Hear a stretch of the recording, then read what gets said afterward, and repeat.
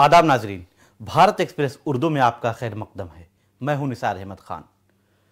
थकन को ओढ़ के बिस्तर में जाके लेट गए, हम अपनी कब्र मुकर्रर में जाके लेट गए। आह मुनव्वराना, हम सबके दरमियान नहीं रहे।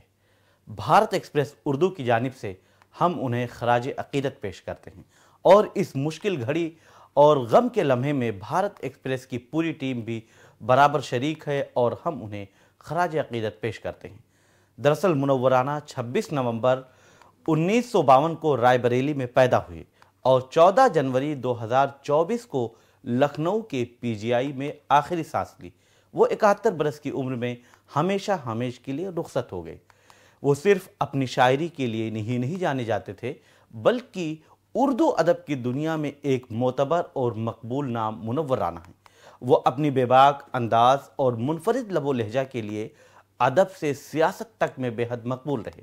किसी को घर मिला हिस्से में या कोई दुकान आई, मैं घर में सबसे छोटा था, मेरे हिस्से में माँ आई। मुनव्वराना आलमी शोहरत याफ्ता शायर थे और हैं और हमेशा रहेंगे, क्योंकि उनके इस एक शेर की वजह से पूरी दुनिया उन्हें हमेशा हमें याद रखेगी।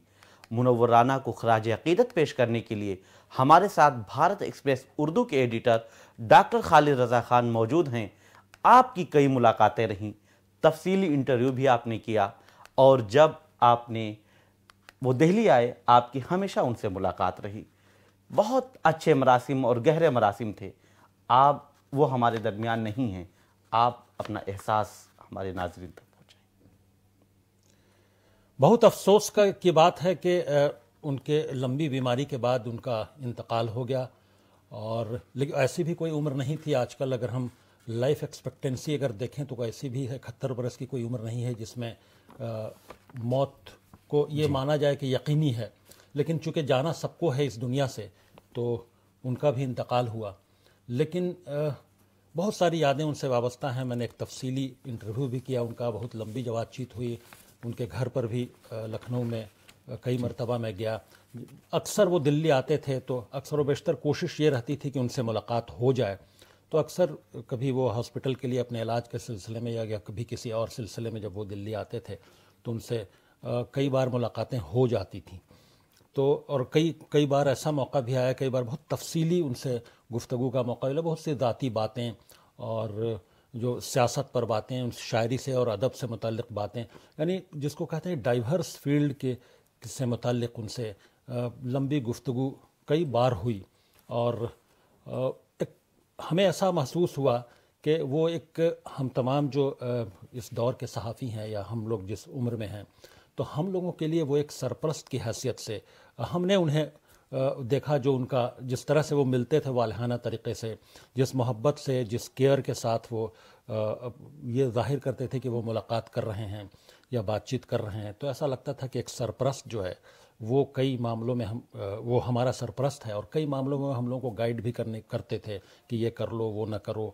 तो इस हैसियत से भी मुझे बहुत अफसोस है कि इतनी जल्दी वो चले गए। अभी वो अपनी शोहरत के उरूज पर थे। शोहरत जो उनको मिली, उर्दू अदब में जो उनका मकाम रहा, वो यकीनन उसको भुलाया जाना मुश्किल है, नहीं भुलाया जा सकेगा। उनकी तख्लीक़ात जो हैं वो यकीनी तौर पर बहुत सदियों तक उनको याद किया जाएगा। वो और एक मशाल राह की हैसियत रखेंगी वो आने वाली नस्लों के लिए, अदब में और बाकी अवाम के लिए भी, नौजवानों के लिए भी। ख़ास तौर पर उनकी उर्दू शायरी और उर्दू अदब से मुताल्लिक़ उनकी जो तख्लीक़ात हैं, उनकी कई किताबें मंज़र आम पर आईं। इनके ताल्लुक़ से आप हमारे नाज़रीन को मुख्तसरन बताएं।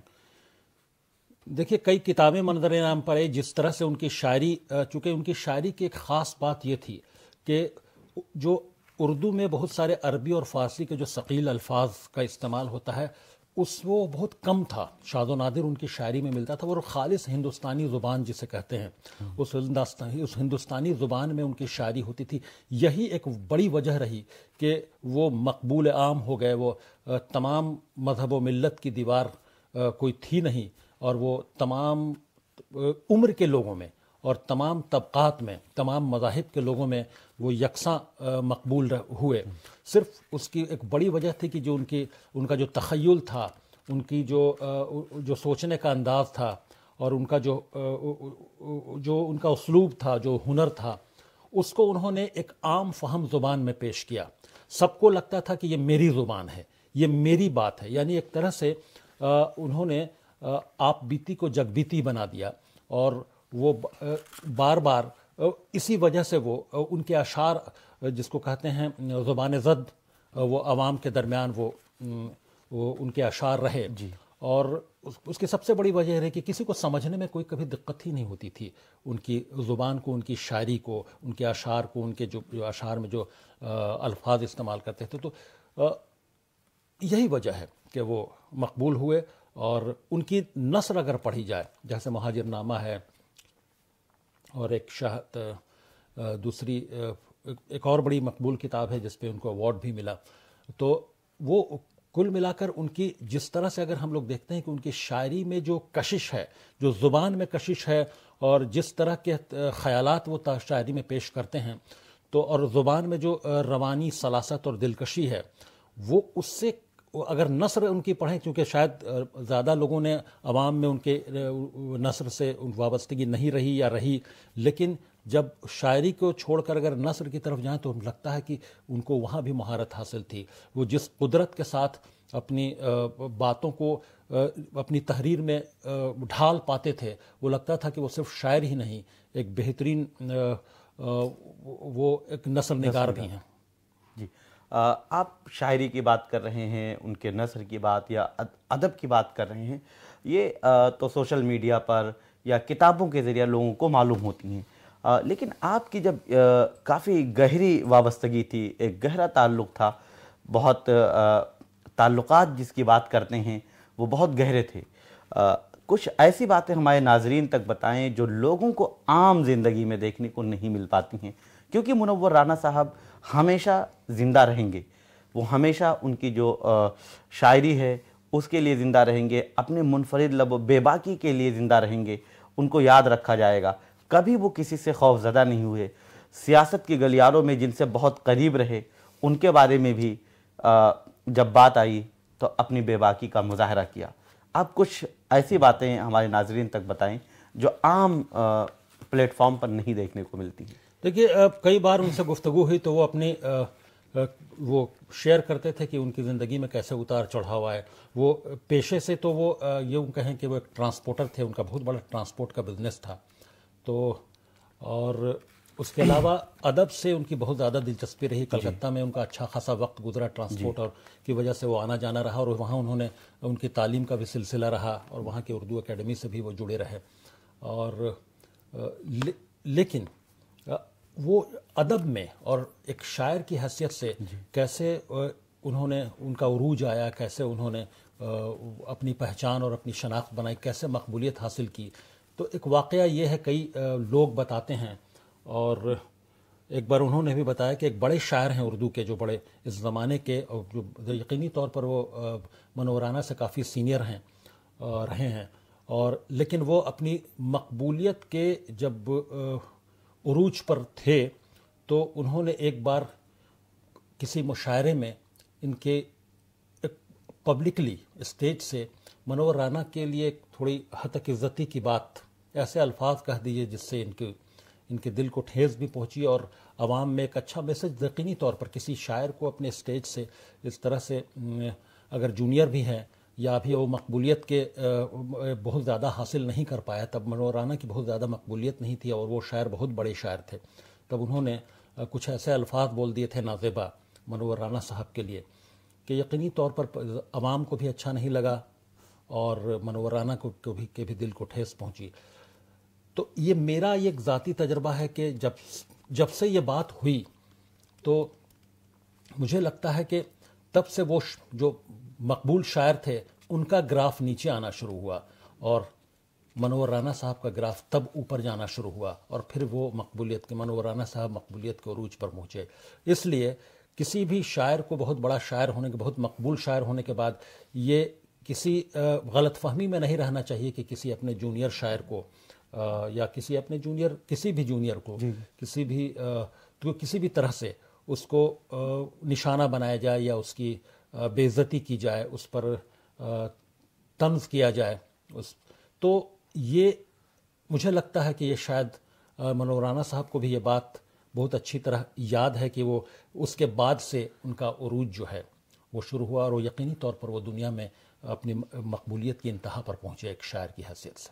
ڈاکٹر صاحب آگے بڑھتے ہیں تو منور رانا نے ساہتیہ اکیڈمی ایوارڈ بھی لوٹایا، سرخیوں میں آئے، سیاست کی بات کی، سیاست میں قصیدے بھی پڑھے، وزیر اعظم سے ملاقات بھی ہوئی، اور ملاقات کے بعد وزیر اعظم کی بھی تعریف کی۔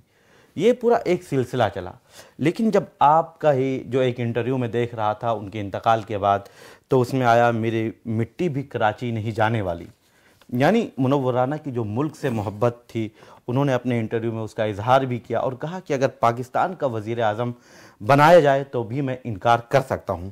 انہوں نے کہا کہ پاکستان ایک حادثہ تھا اور مسلمان ہندوستان میں ہی رہنا چاہتا ہے، ہم یہی مریں گے اور یہی دفن ہوں گے۔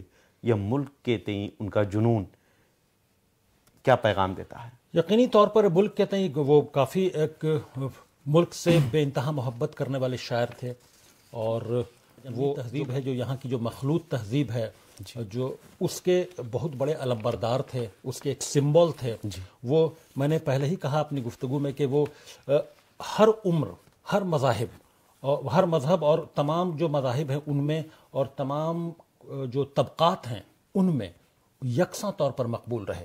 تو اس کی وجہ یہ تھی کہ وہ ملک سے محبت کرنے والے، عام زبان میں بات کرنے والے، اور تمام ایسے ایشوز کو پر شاعری کرنے والے جو دلوں کو چھو جائے، دلوں کو ٹچ کر لے۔ جیسے کہ ان کا، میں نے ان سے کئی بار سوال بھی کیا کہ ماں جیسے، اور ان پر بہت سارے جو ان کے ناقدین ہیں، کہ ماں کو انہوں نے ایک ایسا موضوع بنایا اور ماں کے ذریعے مقبولیت حاصل کی، انہیں ماں کا سہارا لینا پڑا مقبولیت حاصل کرنے کی، کیونکہ ان کے شاعری میں ماں بہت اہمیت سے ہر جگہ نظر آتی ہیں۔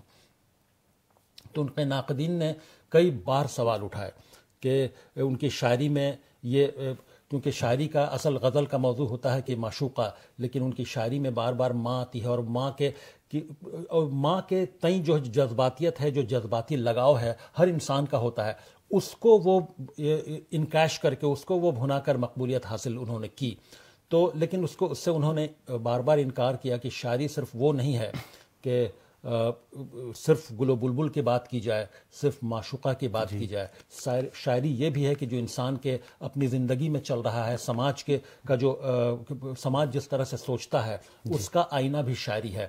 تو انہوں نے اس کو ایسے پیش کرنے کی کوشش کی، اور یقینی طور پر ان کے ناقدین تو اسی پر منور رانا صاحب کہتے ہیں کہ ایک میلہ ہے جہاں سب اپنی دکان لگائے بیٹھے ہیں، تو ناقدین نے مجھ پر سوال اٹھانے کے لیے ایک دکان لگائی، تو ان کی دکان نہیں چل پائی اور ہماری دکان چل گئی۔ یہ ہمارے ہی انٹرویو میں انہوں نے کہا تھا۔ جی، تو بہرحال اب آخری سوال، کیونکہ وقت کی کمی ہے، منور رانا ہمارے بیچ نہیں رہے، ہم سے جدا ہو چکے ہیں، اور اس دار فانی سے اب وہ دوبارہ لوٹ کر نہیں آنے والے۔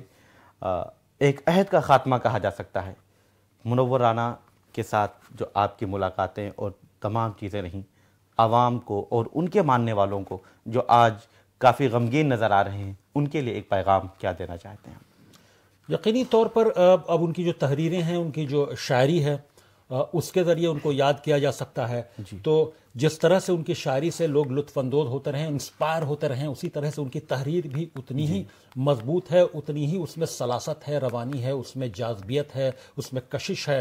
اگر چاہے وہ مہاجر نامہ کی بات کریں، اور ان کی ایک تحریر ہے جو میرے ذہن سے بھی بات نکل رہی ہے، جس پر ان کو ایوارڈ بھی ملا، تو وہ تمام جو تحریر ہے اس کو وہ یقینی طور پر میں کہوں گا کہ اس کے ذریعے وہ انسپائر ہوں، اس کے ذریعے وہ اس کو پڑھ کے وہ انجوائے کریں ان تحریروں کو، اور کچھ سیکھنے کی کوشش کریں۔ یقینی طور پر ادب میں ایک مقام ہے، اردو ادب میں منور رانا صاحب کا وہ مقام زندہ رہے گا، اور یقینی طور پر آنے والی نسلیں بھی ان سے انسپائر ہوں گی۔ جس طرح کی شاعری انہوں نے کی ہے، جس طرح سے انہوں نے کہا کہ ہم نے ایک واقعہ انہوں نے ہمارے انٹرویو میں ہی سنایا تھا کہ ایک بار پنڈت نہرو جو ہیں جب وزیر اعظم تھے، تو وہ لڑکھڑا کر کہیں پر جا رہے تھے، وہ تھے اور بھی کئی لوگ ساتھ میں تھے، جس میں رامدھاری سنگھ دنکر جو راشٹر کوی ہیں وہ بھی تھے۔